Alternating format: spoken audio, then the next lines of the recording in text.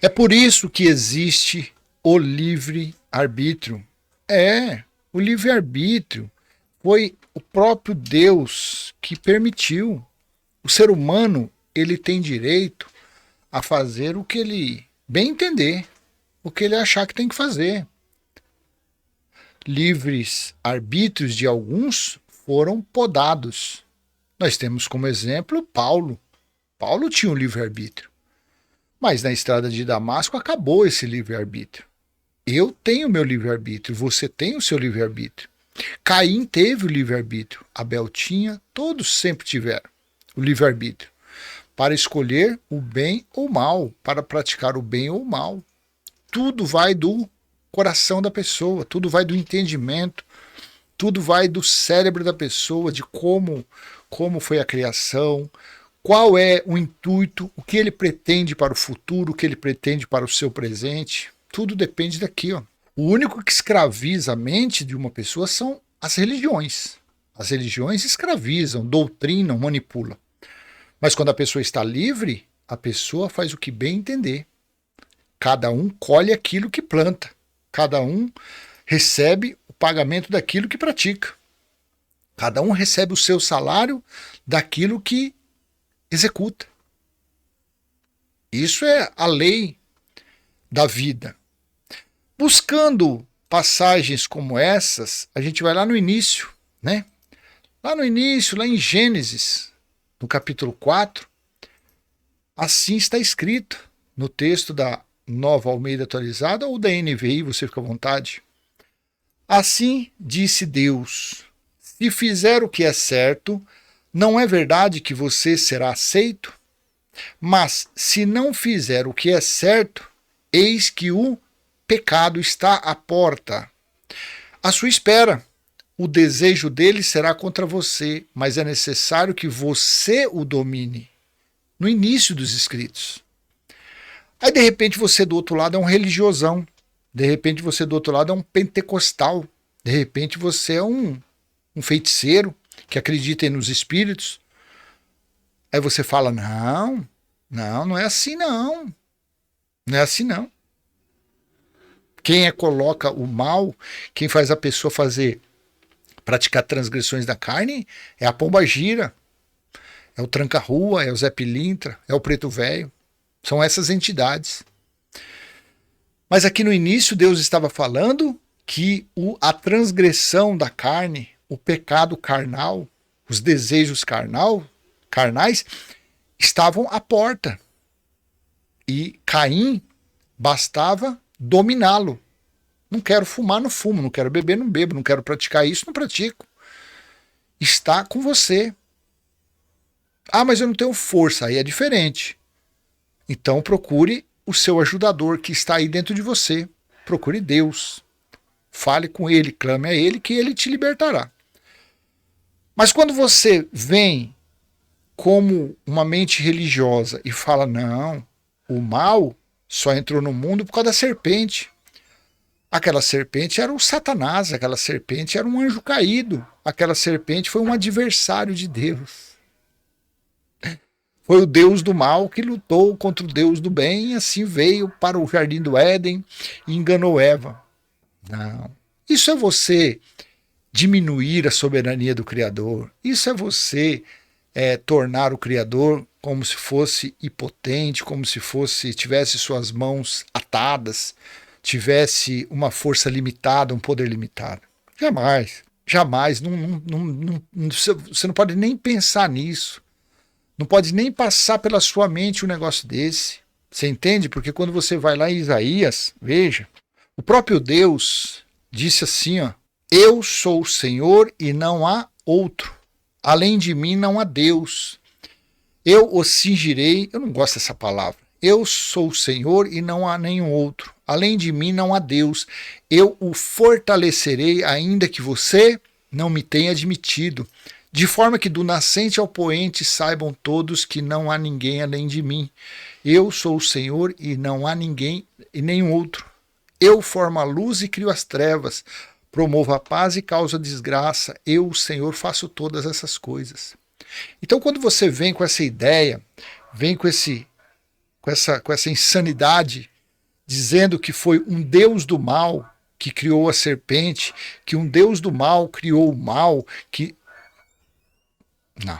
Deus ele é tão soberano, tão maravilhoso, que ele deixou até o mal presente na nossa frente. Ele deixou o caminho da maldade à nossa frente. Isso é tão maravilhoso dele porque você vê que ele dá liberdade para as pessoas.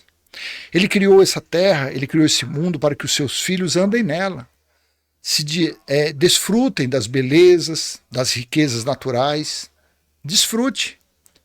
E no meio disso, vem as pedras maldosas, vem os tropeços, vem os caminhos tortuosos. Cabe você escolher. Cabe você. Ele deixa você livre. Se ele fosse um Deus, um orgulhoso, fosse um Deus dominador, ele deixaria só o bem. Só existirá o bem na sua frente. Não. Não, porque ele é tão poderoso que ele falou, não vou colocar também o mal, vou deixar o mal à disposição. Porque na hora que ele clamar por mim, na hora que ele pedir o meu socorro, na hora que ele se humilhar, na hora que ele me aceitar, na hora que ele acreditar que eu existo, na hora que ele confessar, na hora que ele crer que eu existo, então pronto, eu livrarei ele do mal. Eu livrarei ele dos seus caminhos ruins. Eu tirarei ele dos caminhos tortuosos. Isso é o nosso Deus, o Deus Espírito, não é o Deus da religião.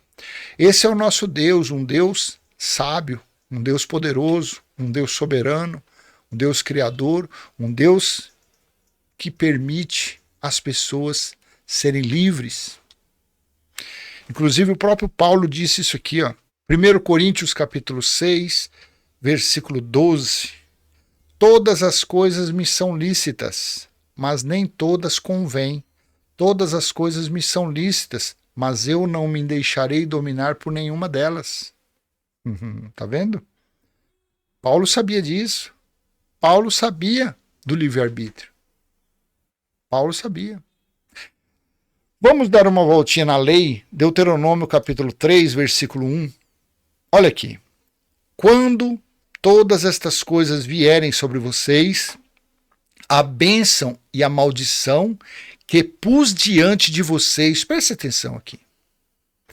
Quando todas essas coisas vierem sobre vocês, a bênção e a maldição que pus diante de vocês, se vocês se lembrarem delas, entre todas as nações para onde o Senhor seu Deus os lançar, e voltarem para o Senhor seu Deus, vocês e os seus filhos, de todo o coração e de toda a sua alma, e derem ouvidos à sua voz, segundo tudo o que hoje lhes ordeno, então o Senhor seu Deus mudará a sorte de vocês, e se compadecerá de vocês, e os reunirá de todos os povos entre os quais o Senhor, o Deus de vocês, os havia espalhado. Falas para os judeus, falas para os israelitas, mas aqui, que se para os israelitas ele colocou o bem e o mal, a bênção e a maldição, qual a diferença de fazer isso também em nossa vida, na vida dos gentios? Versículo 15 de Deuteronômio 30. Vejam, hoje coloco diante de vocês a vida e o bem, a morte e o mal. Versículo 19 e 20 de Deuteronômio 30. Hoje tomo o céu e a terra por testemunhas contra vocês, e lhes propus a vida e a morte, a bênção e a maldição. Escolham, pois, a vida para que vivam, vocês e seus descendentes, amando o Senhor seu Deus, dando ouvidos à sua voz e apegando-se a ele, pois disto depende a vida e a longevidade de vocês. Escolham a vida, para que habitem na terra que o Senhor, sob juramento, prometeu ao dar aos pais de vocês, a Abraão, Isaque e Jacó. Aos judeus, aos israelitas, essas palavras. No capítulo 11 de Deuteronômio, versículo 26 ao 28, eis que hoje eu ponho diante de vocês a bênção e a maldição. A bênção, se cumprirem os mandamentos do Senhor, seu Deus, que hoje lhes ordeno. A maldição, se não cumprirem os mandamentos do Senhor, seu Deus, mas se desviarem do caminho que hoje eu lhes ordeno, para seguirem outros deuses que vocês não conheciam. Para os judeus. Israelitas. E aí, conforme essas palavras, não foi Deus que deu, não foi Deus que criou o livre-arbítrio desde o início? Ah, não insista nisso. Porque se você insistir na serpente do Éden, também eu vou insistir que aquele Deus da serpente do Éden não era onipotente e onisciente, que ele era um Deus que não sabia onde estava escondido Adão, Eva, porque aquele Deus tinha perninha, ele caminhava. Adão, onde você está? Eva, onde você está? Você entende? Então não insista. Tudo foi criado pelo Deus Espírito. Tudo foi feito por ele. A primeira demonstração do livre-arbítrio veio através de Caim. Se é que eles foram os primeiros na Terra, mas o que está escrito, o primeiro livre-arbítrio foi dele. O pecado, Caim, está à porta. O desejo está contra você. Cabe a você dominá-lo. Cabe a você não aceitar as influências da sua natureza carnal. Cabe a você não aceitar a inveja, não aceitar o orgulho, não aceitar a avareza. Cabe você fazer isso e você será feliz. Mas ele deixou de lado essa palavra e pela inveja, pela ganância, pela avareza, pelo seu livre-arbítrio, ele foi e matou seu irmão. Paulo teve o livre-arbítrio dele até a estrada de Damasco, quando Cristo, em forma de um corpo glorificado, em forma de uma luz, o derrubou do cavalo, deixando-o cego por 3 dias, e assim foi, acabou. De agora em diante você verá o que é sofrer por falar de mim. Você irá aos gentios e aos reis, e também aos judeus, claro, que passasse pela frente. Tá bom? É por isso que existe o livre-arbítrio. Eu sempre falei isso. Faz tempo que eu falo isso. Faz tempo. Falo, olha, o livre-arbítrio, não é assim não, você não sabe o que fala. Tá aí. Tire você suas conclusões. Existe ou não existe? E quem é que colocou o livre-arbítrio? Quem é que deu a liberdade para os homens? Foi ou não foi o Criador de todas as coisas? Curte, comenta, compartilha e se inscreve aqui nesse canal. Dá essa forcinha para nós aí, tá bom? E se você quiser conhecer o nosso novo canal no YouTube, o Evangelho Eterno, o Dia do Senhor, Evangelho Eterno, o Dia do Senhor, escreva, mande o link para mim, eu mandarei o link, e você entra, se inscreve. Lá de vez em quando a gente está colocando alguns videozinhos a respeito do Dia do Senhor, tá bom? Um abraço, um aperto de mão, até mais, tchau, tchau.